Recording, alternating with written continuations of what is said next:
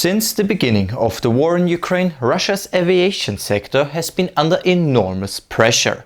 And this pressure is no longer limited to the front lines. Because today, both Russia's military aviation and its civilian air traffic are facing a deep and growing crisis. And while Ukraine continues to destroy Russian combat aircrafts through drones and missile strikes and strikes on air bases, Russia is struggling to keep its remaining planes operational. Maintenance has become slower and more difficult, spare parts are increasingly hard to obtain, and overall readiness is visibly declining.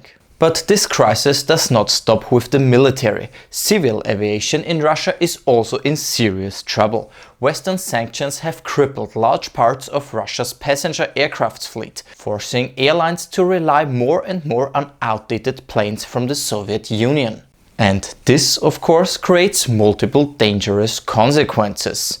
Accidents risks increase, technical failures become more frequent, and even these older aircraft suffer from poor maintenance.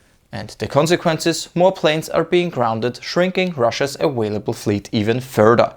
And the aircraft shortage has now reached such an extreme level that regular passenger flights are sometimes replaced with a cargo aircraft. So Russian passengers are packed into freight holes sitting among cargo without normal safety standards or basic comfort. But how did Russia's aviation sector end up in this situation? And is there any realistic way out of this crisis? That's exactly what we're going to break down today.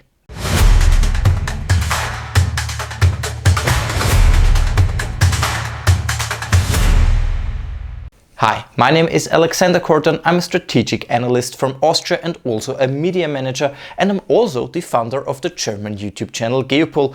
And today we want to take a closer look about the civil aviation in the Russian Federation. When we look at the current state of Russian aviation, the situation can only be described as catastrophic. And we can also say this for the military aviation, because Russia's Air Force has suffered record losses during the war in Ukraine, and Ukrainian forces have become increasingly effective at targeting Russian jets, both in the air and on the ground, using drones and long-range weapons. And at the same time, Russia is losing dozens of aircrafts every year without enemy fire, because these planes are flying far more missions than they were ever designed for. And due to overuse and poor maintenance and technical failure, more and more Russian aircrafts remain grounded. And to be clear here, this process has been ongoing for around 2 years now, and its effects are already compounding. Because by early 2024, Russia's Air Force was operating at roughly 3/4 of its pre-war strength, and in just the first 8 months of that year, dozens of aircraft were lost directly, but even more important are the indirect losses. And these so-called hidden losses occur when aircraft accumulate flight hours much faster than planned, burning through the remaining lifespan. And in 2024 alone, Russia was on track to lose far more aircraft to overuse than combat. And at the same time, Russia produces only a limited number of new fighter jets each year, and this is nowhere near enough to replace both combat losses and worn-out aircrafts. Because more than half of Russia's tactical aircrafts are now over 30 years old with very limited remaining service life. And the production of new aircrafts is not really high. We speak about 30 aircrafts in the last 3 years. And this creates a dangerous downward spiral, because the fewer aircraft Russia has, the more pressure is placed on the remaining ones, and the more they are used, the faster they wear out. But as said, we want to talk about the civilian aviation today, and it's clear the military side is only half the problem. Because civil aviation in Russia is facing a crisis of its own, and flying with Russian airlines today increasingly resembles a gamble or Russian roulette. And for example, Ukrainian drone attacks regularly disrupts airports including in and around Moscow, but even more damaging is the condition of the aircraft themselves.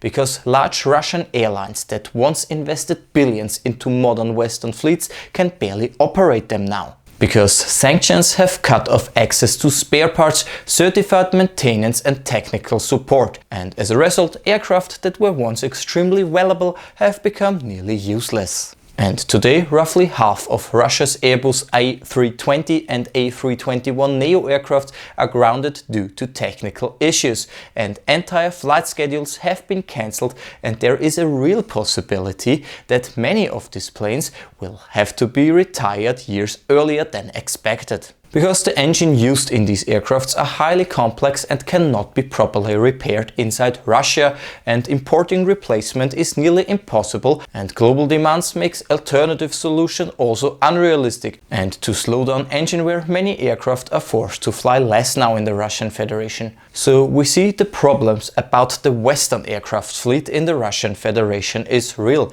and to slow down engine wear many aircrafts are forced to fly less, reducing availability and capacity. So we can be clear about one thing: Russia can no longer rely on Western-built aircraft like Boeing or Airbus.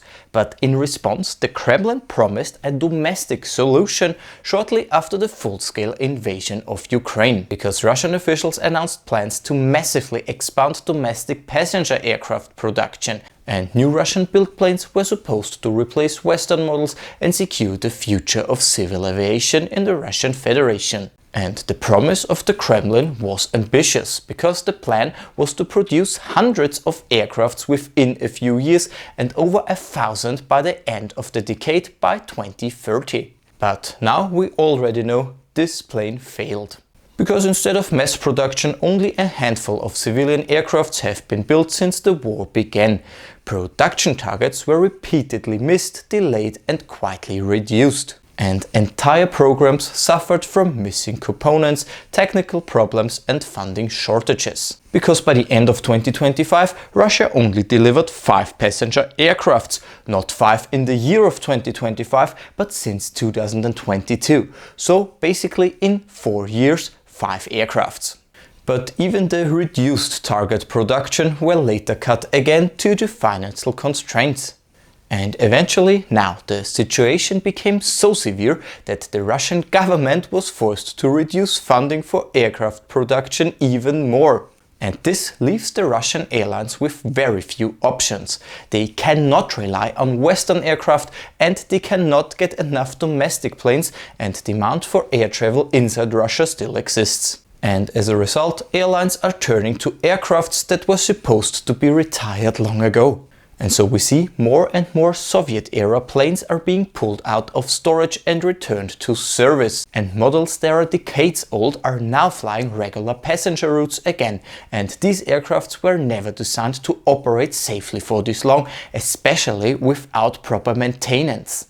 But to keep them flying, Moscow has a solution. Limits are being extended again and again, even when serious technical problems are already known to aircrafts. And so, unsurprisingly, the number of incidents for the Russian aviation has sharply increased since 2023, and emergency landings, system failures and fatal crashes have become more common.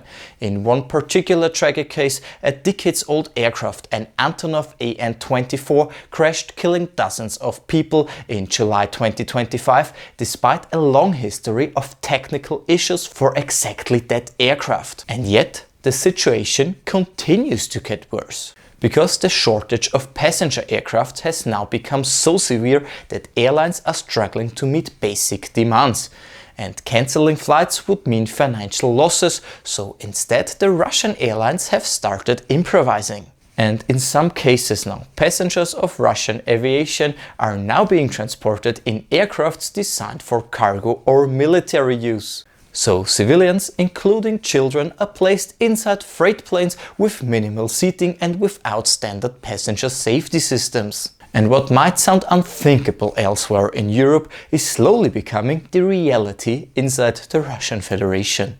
And passengers traveling in cargo planes are not an isolated incident. It's a clear sign of a systematic failure within Russia's aviation sector. And sanctions continue to block access to technology, and domestic production continues to fall short, and importing aircrafts from abroad would be extremely expensive for the Kremlin and difficult to sustain. So all of this leads to one unavoidable conclusion. Russia's aviation crisis today is deep, structural, and it's getting worse.